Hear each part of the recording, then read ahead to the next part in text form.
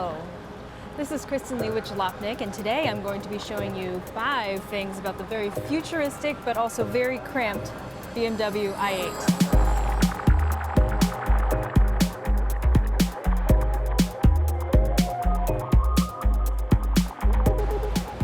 The BMW i8 has these awesome swoopy butterfly doors, but unfortunately it makes the car super hard to get out of, as I will now demonstrate. So you reach down here, you have the door handle, comes up, drama. And then to get into it, you kind of have to slide your butt over this massive sill and then get into the seat. I don't think there's a single elegant way of doing it. And I'm gonna try to do it right now and not step in this horrible puddle. So I guess you could do this a couple of ways. You could put butt first and then slide and then swing your legs in, which seems to be easy. Or you could, I guess, try and do legs first and then swing your whole body in. It's lucky I'm small. I feel like if you're taller, it's a lot harder.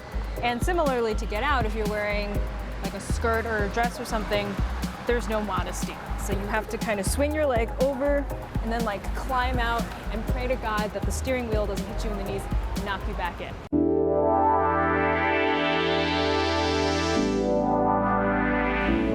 What's also unique about the i8 is that it has a carbon fiber monocoque chassis, which means that basically the entire cabin that the driver sits in is made of one carbon fiber woven tub, which starts from about here, comes down here, and ends around here, and then comes back over. And you can actually see some of the detailing of that shell. Here you can see the exposed carbon fiber in the sills and in the frame and everything like that. And it's really awesome because it saves a lot of weight, which makes the car lighter.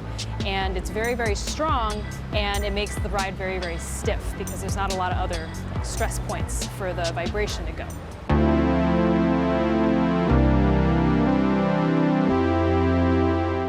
Now, if you ever thought the i8 was a practical car, you'd be dead wrong.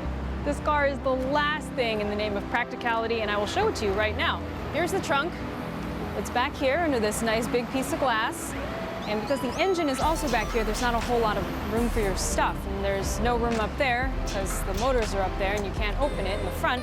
So you have a medium-sized to small purse here, which does fit in the trunk, and that's about it. You can fit a few more items, maybe a bag of groceries, a loaf of bread, definitely not a suitcase. So if you're gonna be taking a weekend trip with the i8, maybe utilize those back seats.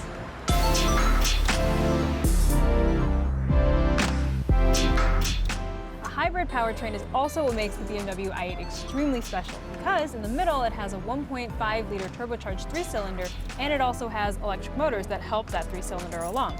Now, when you start driving, you can drive with a combination of the electric power and the motor, and depending on which mode you set it in, the car will use more of one or the other. So say you can put it in all electric mode and the car will only drive with the battery. But if you put it into sport mode, it'll still use the battery, but it'll use more of the throttle, which gives the battery more time to charge.